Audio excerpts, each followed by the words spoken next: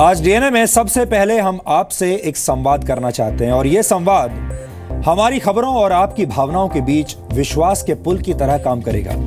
भारत में आमतौर पर मीडिया में दर्शकों की प्रतिक्रियाओं को गंभीरता से लेने का चलन नहीं है। आम लोग अगर न्यूज चैनलों और अखबारों को किसी तरह की प्रतिक्रिया देते हैं तो उन्हें हल्के में लिया जाता है, और अगर किसी अखबार को लेकर अगर किसी खबर को लेकर कभी खेद प्रकट करने की बारी आती भी है तो भी अखबार के अंदर के पन्ने पर किसी छोटे से कॉलम में या किसी न्यूज चैनल की छोटी सी पट्टी पर अपना खेद प्रकट करके जिम्मेदारियों से छुटकारा पा लिया जाता है, और ये एक तरह की रस्म अदायगी होती है। लेकिन हम इस चलन को बदलना चाहते हैं। हम आपसे अपनी एक खबर और उस पर आपकी प्रतिक्रिया को लेकर आज एक संवाद करना चाहते हैं।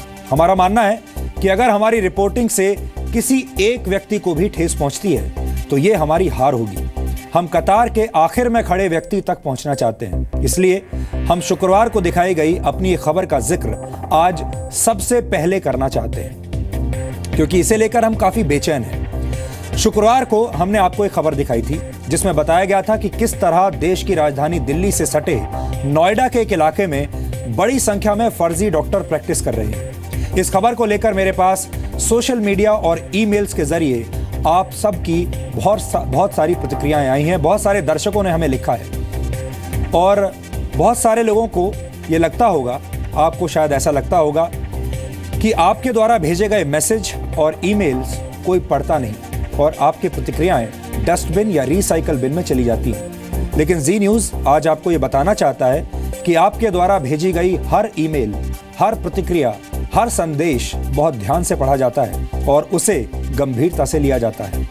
जब आप हमारी पत्रकारिता की तारीफ करते हैं तो हमें बेहद खुशी होती है, लेकिन जब आप हमारी आलोचना करते हैं तो हमें पीड़ा भी उतनी ही होती है, उतना ही दर्द होता है। हमारी ये रिपोर्ट देखकर बहुत से दर्शकों को ऐसा लगा कि हम आयुर्वेद, होम्योपैथी और यूनानी सहित कई भारतीय चिकित्सा पद्धतियों के डॉक्टरों के खिलाफ रिपोर्टिंग कर रहे हैं, जबकि हमारा मकसद या हमारी रिपोर्ट का विषय ये था ही नहीं। हम सिर्फ नकली डॉक्टरों के खिलाफ एक मुहिम चला रहे हैं, फिर चाहे वो किसी भी चिकित्सा पद्धति के डॉक्टर क्यों ना हो। फर्जी डॉक्टर एलोपैथी, आयुर्वेद, होम्योपैथी और यूनानी चिकित्सा पद्धतियों के नाम का गलत इस्तेमाल करते हैं। हमने जब नोएडा में रिपोर्टिंग की तो हमें कई ऐसे लोग मिले जो सिर्फ 10वीं या 12वीं पास थे, लेकिन उन्होंने अपने क्लिनिक पर BAMS का बोर्ड लगाया हुआ था।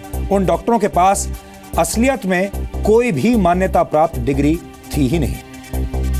अपनी रिपोर्टिंग के जरिए हम आपको यह बताना चाहते थे कि बहुत सारे लोग सिर्फ 10वीं या 12वीं पास होने के बावजूद BAMS और BHMS सहित अन्य भारतीय चिकित्सा पद्धतियों के नाम का गलत इस्तेमाल कर रहे हैं। उनके पास इनमें से कोई भी डिग्री है ही नहीं। ऐसे लोगों के पास असल में कोई डिग्री नहीं है, फिर भी वो खुद को आयुर्वेद, यूनानी, आयुष या होम्योपैथी का डॉक्टर बताते हैं और BAMS जैसी डिग्रियों के बोर्ड लगाकर फर्जी प्रैक्टिस करते हैं, जबकि असलियत में ऐसे लोगों के पास किसी भी तरह की कोई भी डिग्री नहीं होती।